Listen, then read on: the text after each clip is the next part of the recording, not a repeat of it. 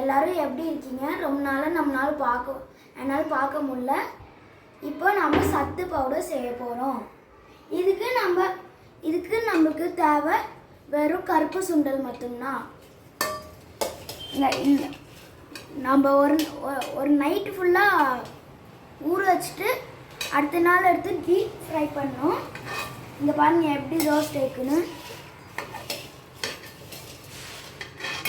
இதுக்கப்புறம் நம்ம இது பொடியாக்கி பாலில் எப்பவுமே மிக்ஸ் பண்ணி குடித்தா நம்மளுக்கு அயன் இதாகும், அயன் லெவல் அதிகமாகும்.